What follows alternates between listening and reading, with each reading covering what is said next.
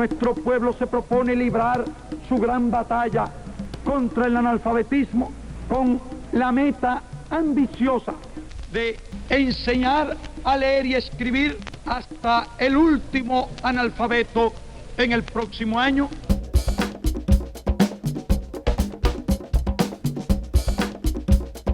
Bueno, yo acababa de cumplir 14 años, estaba en el 8º grado, en la enseñanza secundaria, y tuve noticias de la campaña de alfabetización en mi propia escuela. En ese tiempo tenía 15 años, acababa de cumplir mis 15 años.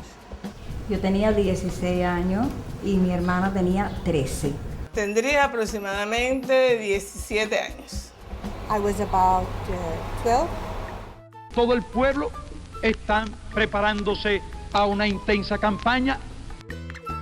Sencillamente que había habido un movimiento fuerte por mi barrio, en la provincia, en Cuba, y se veía que los jóvenes iban, venían, y yo quise participar de ese movimiento grande, revolucionador.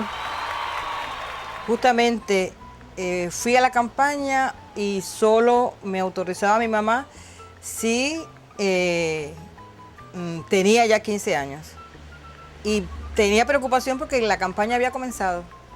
Muchas personas se habían ido y yo decía, ¿y no va a haber otro llamado para que me dé tiempo a cumplir mis 15 años y poderme incorporar?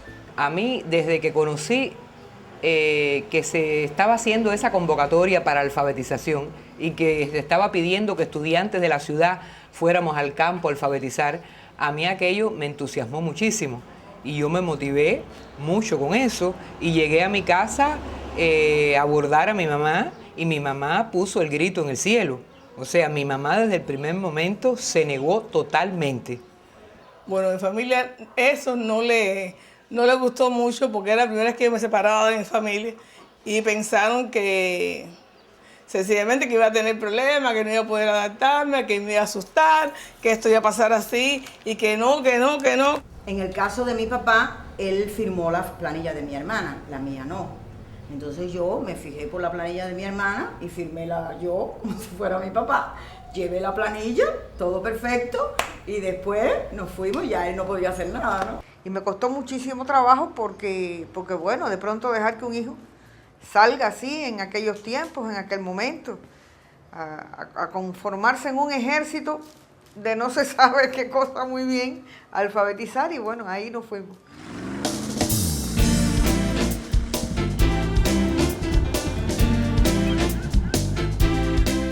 The new literacy volunteers gathered at the beachside town of Varadero for their teacher training. Varadero had once been an exclusive community for the wealthy, but after the overthrow of the Batista dictatorship and the beginning of the revolution in 1959, many of the mansions were transformed into museums and schools. Cuando llegamos, fue una semana, daban como 15 días de entrenamiento, enseñar a alfabetizar, cuál era el trabajo nuestro que íbamos a hacer con los campesinos.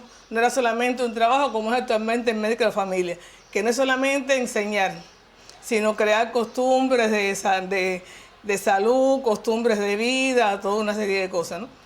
Porque éramos estudiantes de secundaria, estudiantes de universitario, pero la mayoría era de secundaria básica, que íbamos a estar viviendo con familias que no conocíamos, que podían estar muy apartados, que no había luces. Era mi primera salida de la casa, era mi primera sensación de un tanto de libertad, es decir, lo cual hacía que sintiera una manera de vivir diferente. Y le empecé a coger amor a esa especie de independencia.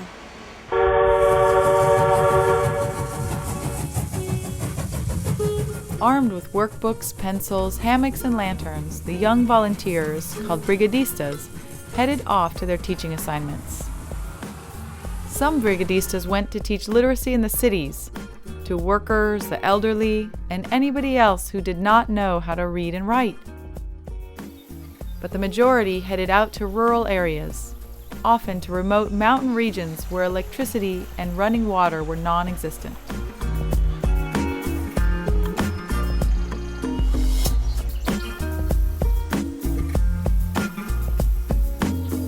A mí me tocó una finca en el territorio de Villa Clara y allí la casa del campesino se convirtió en mi escuela.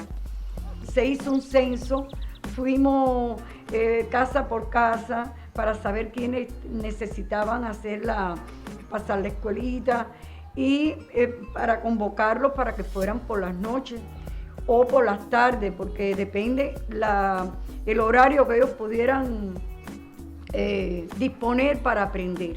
Y casi siempre era de noche porque trabajaban en el campo, trabajaban en el pueblo.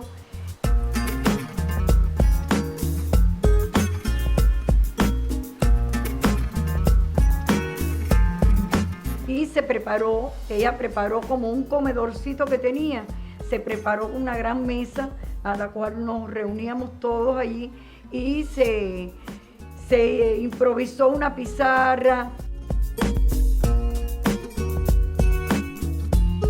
Había mucho entusiasmo, yo tenía muchos alumnos.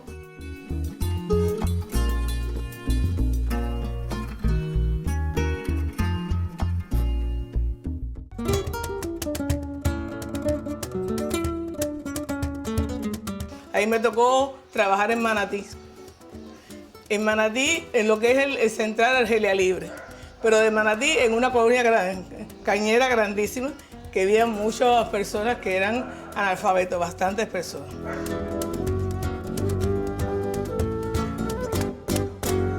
Yo nunca había ido al campo, para hacer el cuento fundamental, nunca había ido al campo. Para mí el campo era una cosa extrañísima, ¿verdad? No extraña, pero sí algo distinto, ver a las personas, los campesinos. Tú no puedes ir, pero no había ido nunca a un lugar así. Éramos 3 compañeras. Aurelia Hernández, Aide Muñoz y la que les habla, Daisy Beitía. Fuimos las que iniciamos la campaña. O sea, tuvimos 2 días o 3 de adaptación a ver cómo era aquello, piso de tierra, todas esas cosas que tiene el campo.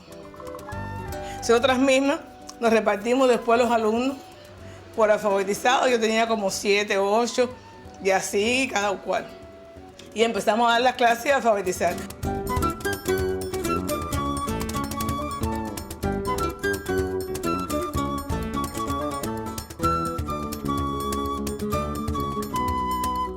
Cuando eso, pues muchos que llegaban paraban en mi casa.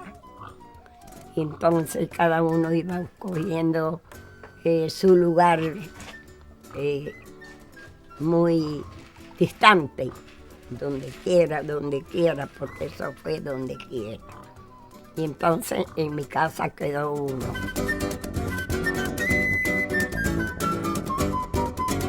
Bueno, ellos preparaban la mesa de la cocina. En la mesa ahí pues, se ponían los taburetes y un banco que había en la casa, que es esta misma mesa que está aquí. Y ahí alrededor, y él preparaba y le daba las clases.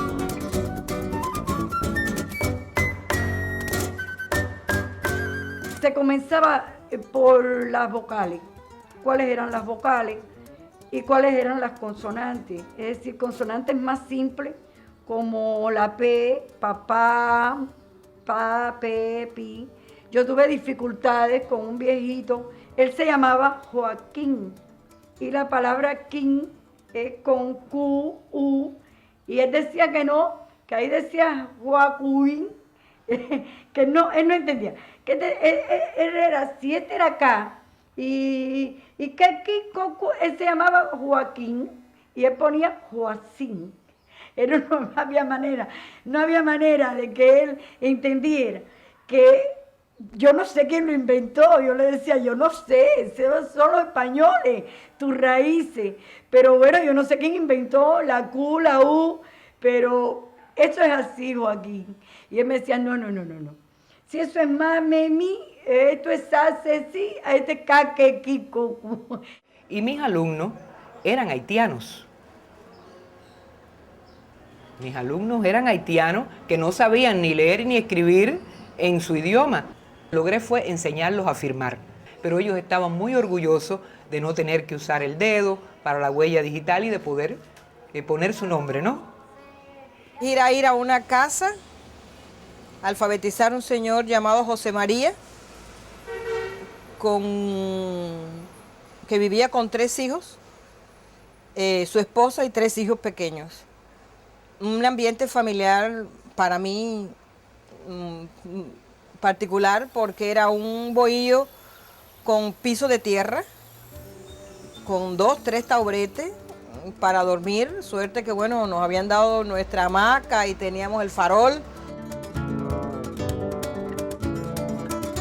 In addition to teaching literacy, the brigadistas worked alongside the peasants and farmers each day, helping out at home and in the fields.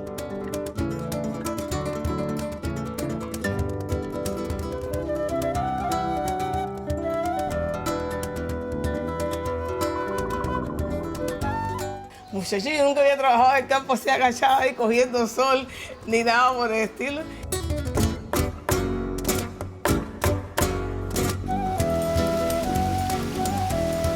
El Escambray alfabetizaba una familia entre los alumnos, que en la familia que yo vivía no pude alfabetizar, nunca pude alfabetizar al señor de la casa. Tenía 47 años, era desmochador de palmas, tenía las manos inflamadas, tenía las manos deformadas por ese trabajo tan violento, era incapaz de sostener el lápiz. Yo le cogía el lápiz con las manos y se le caía. Y sí aprendió a leer más o menos, pero a escribir no pudo, nunca pudo. Personas que tenían 30 años, 32, nunca habían ido a una escuela, no sabían leer, no sabían escribir, firmaban con una cruz, firmaban con el dedo la huella digital del dedo grueso, y eso era muy penoso para ellos. Y más yo, que era una muchachita que era la que iba a ser su maestra. Pero aquello cambió porque ellos tenían un orgullo muy grande de que tuvieran una maestra para ellos por la noche. Es decir, ese carácter de pena fue pasando a un carácter de entusiasmo y de descubrimiento de cómo se ponían las cosas. Y entonces su nombre, cuando ellos aprendieron a poner su nombre, era una sensación de satisfacción muy grande, de sorpresa. Ay, mira cómo se escribe mi nombre, mira mi nombre. Ay, y ahí dice que yo me llamo así, sí, como no, así tú te llamas. Pero era muy divertido, ¿sabes por qué? Porque, por lo menos para nosotros, descubrir que la gente, hay un momento en que descubre que sabe leer, o sea, no se percatan de que están aprendiendo poco a poco. Y entonces viene la alegría de leí. Se aprendí a leer, ya yo sé leer.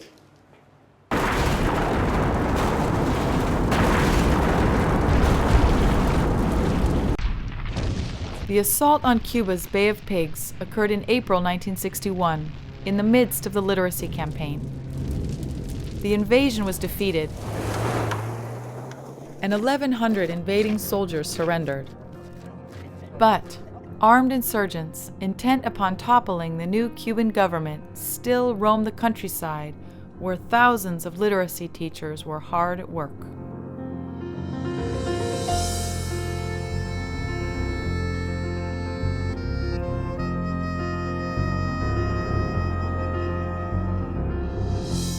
Porque habían alzado, había que cuidarse de ellos, había que andar con una persona que lo acompañara uno con un fusil.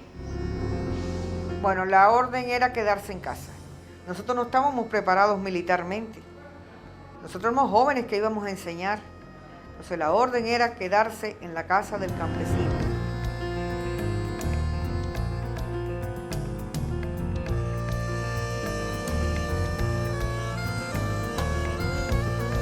Cada vez que llegaba la noche, la dueña de la casa nos metía para adentro, ¿no? Es decir, no quería que diéramos clase en la sala. Poníamos la mesa detrás de una pared que había.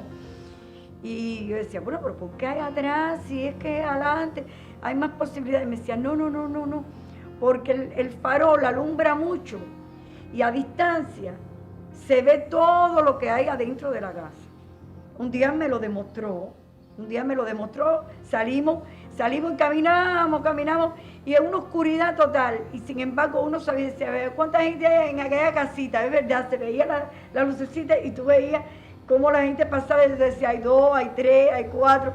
Entonces, ella, como estábamos en zona de alzado, ella decía, un hombre apostado con un buen fusil puede matar a una persona a esta distancia si tú estás visible.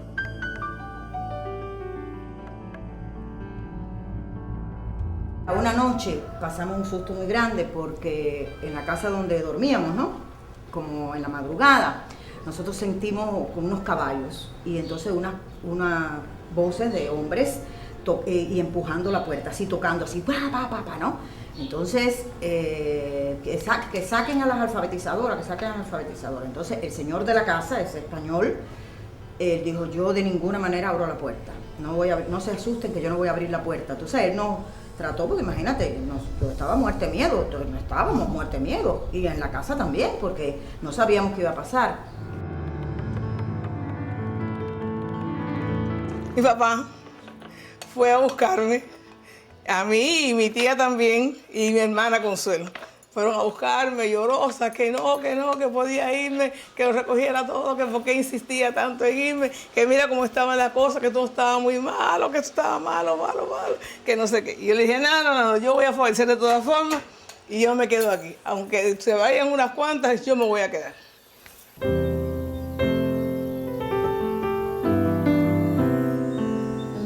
The sense of danger became even more real when one literacy teacher, Manuel Ascunce, was killed by the insurgents.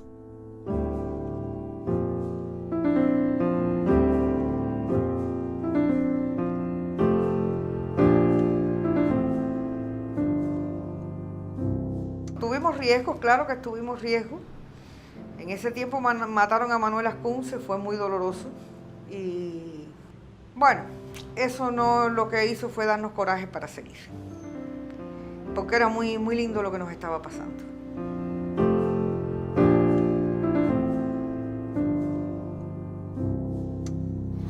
You feel pleasure when you help another person. And that is like when you get gasoline. It's your insulin, it's your gasoline. Para mí tuvo una gran importancia. ¿Por qué motivo? Porque uno no se da cuenta, en esa etapa de transición, las jóvenes estaban muy atadas a la casa, a la familia, a las costumbres, a no salir de la casa, no hacer nada más que lo que la familia decidiera en la vida de uno. Ubiquémonos en el tiempo de la alfabetización. Había machismo, había incomprensiones, había mucho tabú, había que romper muchos ligamentos que teníamos con la sociedad anterior. Era una carga muy grande.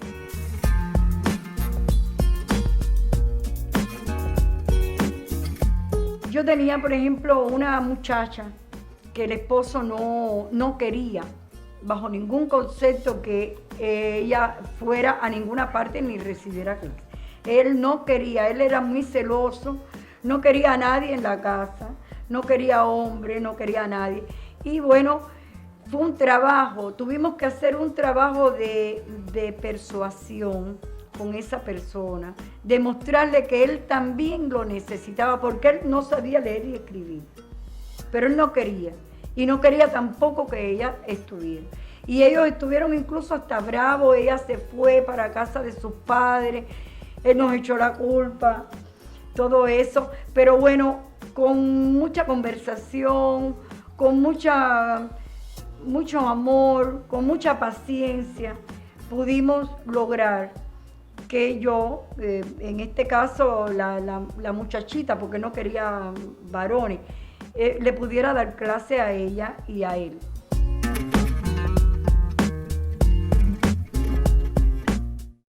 Y me llevé esa satisfacción de lograr en un tiempo que él pusiera su nombre, que conociera las letras, que es esa emoción, ¿no?, de ver un logro de un trabajo interesante, poco tiempo.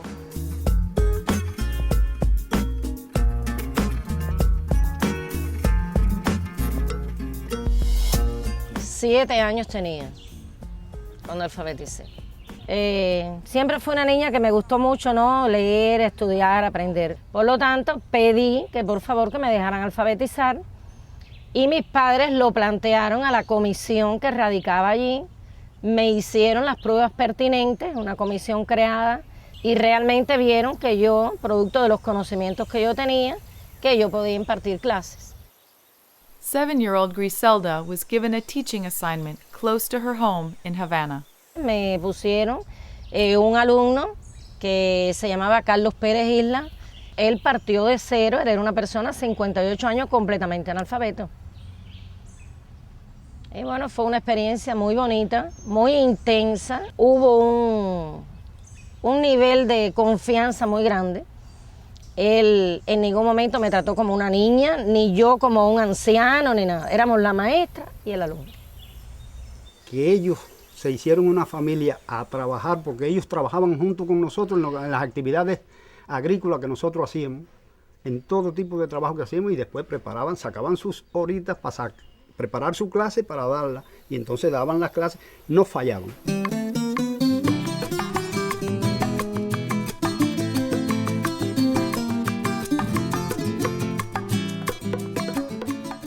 Y bueno, a la hora de irnos fue difícil porque fue casi un año que estuvimos ahí, muchos meses. Bueno, yo creo que nunca me he despedido porque ahí se creó una familia.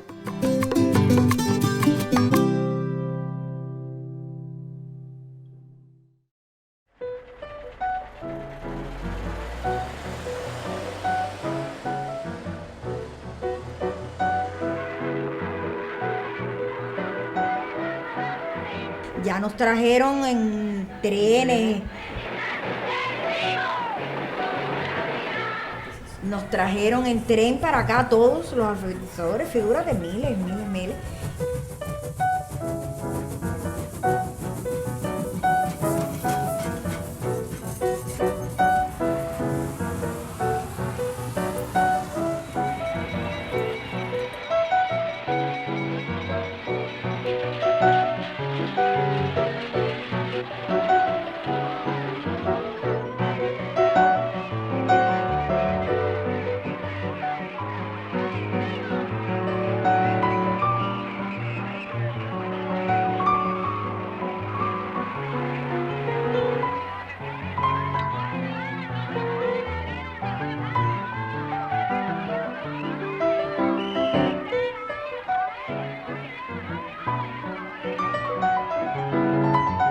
Y estábamos ahí con ese lápiz grande, agarrado, que fue como se desfiló en La Habana, en la Plaza de la Revolución, que desfilamos con un lápiz como mostrando el triunfo de la enseñanza.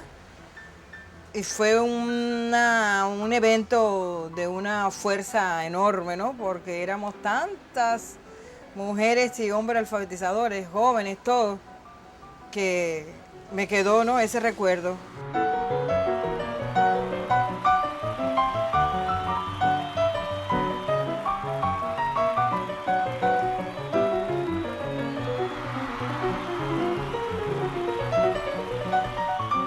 Teach them to read and write.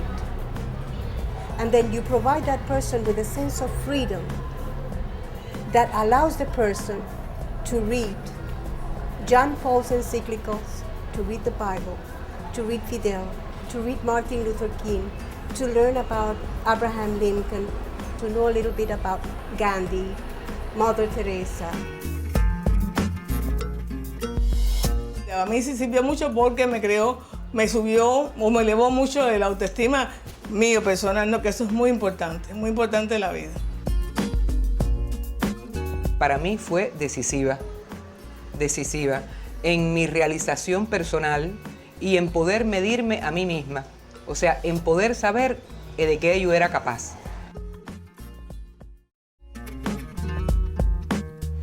Ya después que yo regresé de la alfabetización, se hizo un llamado para las becas y yo inmediatamente me incorporé a la beca. Es decir, ya estaba acostumbrada a moverme, a hacer cosas sola, a sentirme realizada ayudando en cosas y aproveché de incorporarme a la beca.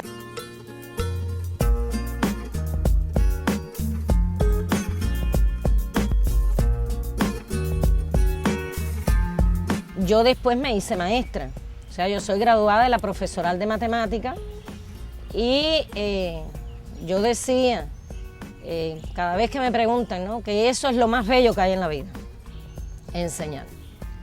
O sea, yo sé que hay otras profesiones que cada uno tiene, pero bueno, enseñar es un arte.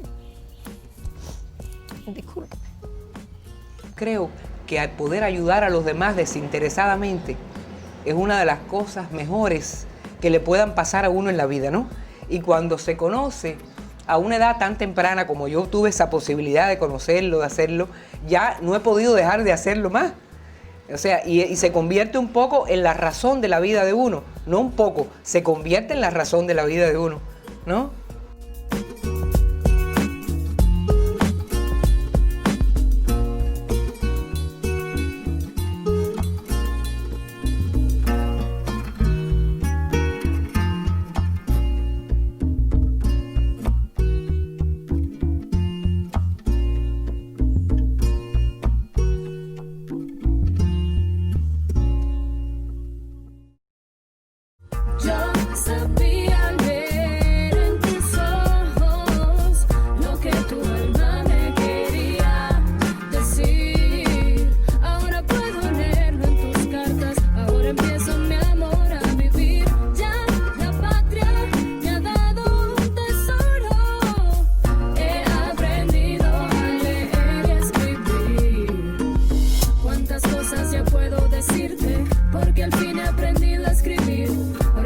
decirte que te quiero. Ahora sí que te lo puedo yo decir. En las quietas arenas del río, en el tronco de aquel framboyán, voy poniendo tu nombre y el mío. En enlazados por siempre estarán. Yo sabía.